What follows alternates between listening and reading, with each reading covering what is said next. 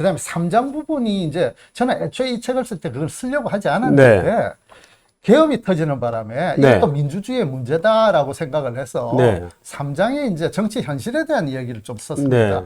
그래서 근데 이제 그 한겨레 신문에서 꼬집은 거는 그 3장에 내가 윤석열을 옹호하고 계엄을 옹호했다라는 걸로 이제 그렇게 이제 이 프레임을 씌운 거라고 할까요? 아마 그렇게 되어 있는데요.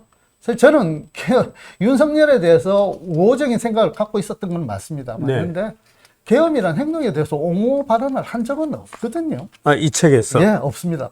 문제가 된 대목은 혹시 어디인지 아십니까? 문제가 된 대목이 아까 찾았는데 여기에 200페이지. 여기입니다. 네. 205페이지 요 첫 줄이거든요. 네. 한번. 아, 나는 대통령의 비상계엄을 야당의 민주적 폭거에 한거한 비민주 방식의 저항이라고 정의한다. 요 대목이군요. 예, 한겨레 신문도 그 대목을 바로 대놓고 계엄 옹호를 했다 이렇게 나왔는데 제가 그 당시에 이거는 계엄 옹호라고 보기는 어려운데. 계엄 비판을 저는 한다고 적은 거거든요. 제가 간단히 제 생각을 비민주적 방식의 저항. 그걸 말씀을 좀 드리면요. 그 당시 야당이 민주당이 뭐 입법 폭주를 하고 그다음에 탄핵을 뭐 30번 가까이 하고요. 그걸 이제 폭거라고 제가 이야기한 이유는 민주주의이기 때문에 다수결, 다수당, 그러니까 다수가 그런 행동은 할 수 있다. 근데 그게 민주주의 문제다라는 걸 저는 지적을 하는 거였거든요. 그래서 제가 폭거라는 표현을 썼습니다만은 그거는 뭐 민주적인 거고요. 제가 아무리 동의를 못한다 하더라도 폭거지만 민주적인 거였고. 그렇죠. 민주주의니까요. 민주적 폭거라는 개념이네요. 근데 이제 그걸 견디지 못한, 그걸 견뎌서야 하는데 그걸 견디지 못한 대통령이 계엄을 선포한 거는 전혀 민주적이지 못하죠.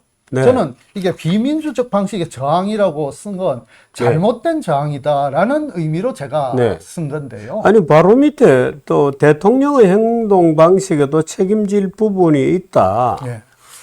이긴 제가 보니까 헌법재판소 재판이 시작되면서 이상한 계엄 상황이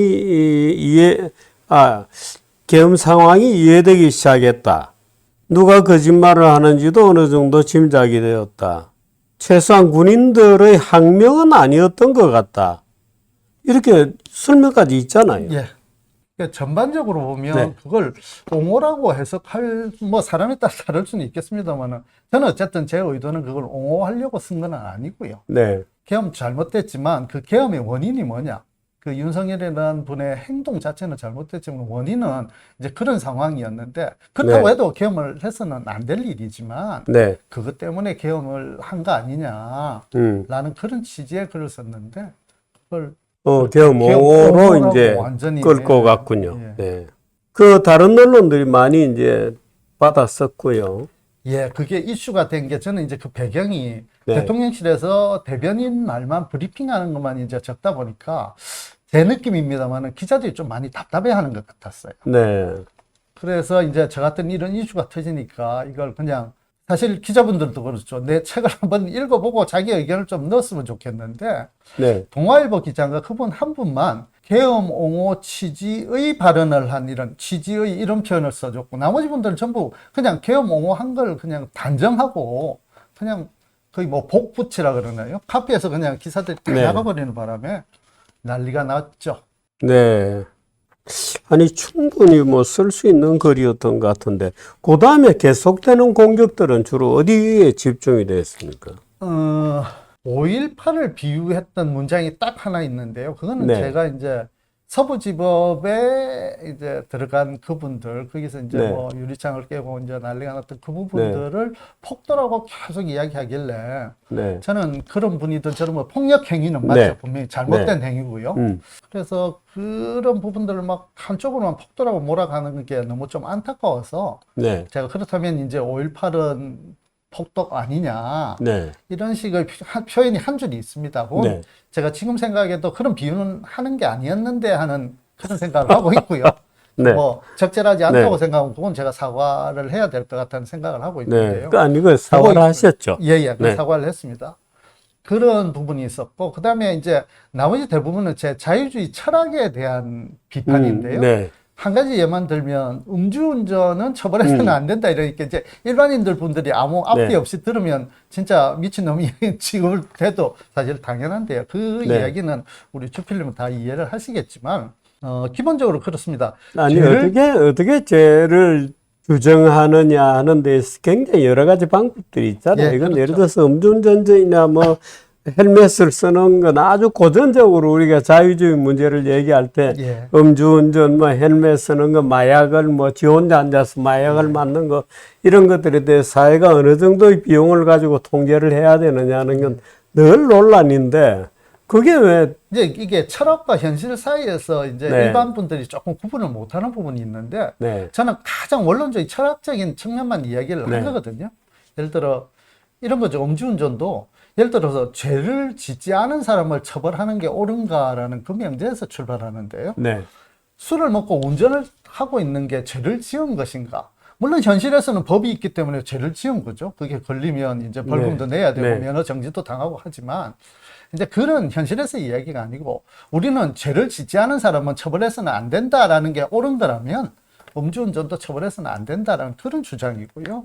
아니 저는 음주운전보다 불으라고 미는 거 예, 저 굉장히 불쾌해요. 그렇죠. 그러니까 술을 먹었건 안 먹었건 당신이 이거 불어. 내가 왜 불어? 멀쩡한데. 예를 들어 술을 안 먹은 일반인들에게도 술 먹은 것처럼 안 보이는데 아무에게나 밀거든요. 아무에게나 들이밀어서 내가 왜 불어야 돼? 이렇게 이제 저는 종종 한 번씩 그렇게 얘기를 합니다. 내가 왜 불어야 되죠? 그럼 얼굴이 붓나요? 차가 흔들렸나요? 그건 무슨 증거로 당신이 나를 음주를 했을 거라고 짐작을 하냐? 그리고 그 한 번씩 물어봐요. 예. 그럼 당황하죠, 자기들도. 근데 과연 경찰은 우리에게 음주운전을 부르라고 요구할 수 있겠느냐? 예비금속적으로. 이런 문제들이 있죠. 그 제기될 만한 의문이고 굉장히 재미있는 어떤 지적인, 일종의 논리 싸움이고 그런데 그걸 가지고 문제를 삼는군요. 지금 저기 댓글도 제가 지금 보니까 네. 비난도 많이 있고 한데 아직 그 지금 철학적인 그런 측면하고 현실적인 측면을 네. 같이 이렇게 섞어서 생각하다 보면 사실은 네. 진짜 여기 조금 좀 비속어를 써도 되는지 모르겠습니다만 저기 네. 비속어도 많이 나오고 하는데요. 아니, 제가 말 들어보니 그냥 또라이 맞네. 진짜 이상한 사람이다 이러면서 다들 그러신데요. 아니, 예를 들어서 이런 겁니다. 이 자유라는 것은 어떤 사람이 자기가 또라이라고 해서 무리를 이루어서 돌멩이를 던지면 안 돼요. 지금 철학적이라고도 포장하셔도 비유가 와닿지 않습니다. 이런 댓글도 있는데요. 그 비유보다는 사실 가장 기본적인 생각일 뿐입니다. 그 죄를 짓지 않은 사람을 죄를 지을 수 있을 것 같다라는 이유로 처벌해서는 되느냐라는 그런 생각을 한번 해보자는 취지거든요.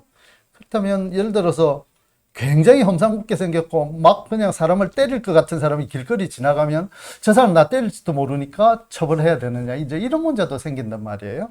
그리고 제가 개인적으로는 그렇습니다. 음주운전을 하다가 사고를 내면 지금처럼 처벌해서는 안 된다고 생각해요. 저는 거의 무기징역이나 사형을 시켜야 된다고 생각하는 사람인 이유가 자기 책임을 다하지 못한 거거든요. 음주운전을 한다는 거는 음주운전이 있으세요? 저는요, 한 30년 전에 솔직하게 그 인사검증할 때, 그것도 솔직히 다 말씀드렸는데 아무 말씀 안 하시던데, 네. 그 100일 정지 한번 먹어본 적 있습니까? 30년 전에. 예, 30년 전에. 그 이유는 한 번도 없죠, 이제. 안 했죠. 왜냐하면 현실에 수긍하고 저도 살아야 되니까. 네. 제가 철학적 사유가 그렇다고 해서 현실의 법을 어기자는 이야기가 아니니까, 네. 그 욕은 그만하시고요. 저는 음주운전 제로입니다. 야, 예. 전혀 없습니다. 저는 보통 때 차를 안 타고 다니니까. 그렇습니다. 그래서 하여튼 음주운전 문제 이런 부분이나 네. 마약이나 이제 이런 건 조금 더 이해하기 좀 어려운 부분들이 좀 있긴 한데 그런 부분들이 이제 기준은 그렇습니다. 타인에게 피해가 되지 않는다면 그 사람의 자유를 구속해서는 안 된다. 그 사람의 자유가 방종이라면 몰라도 그 사람이 하고자 하는 말을 남들이 그것도 다수가 이렇게 해서는 안 된다라는 그런 주장이었는데 그 부분에 대해서 이제 유성남 씨 같은 사고가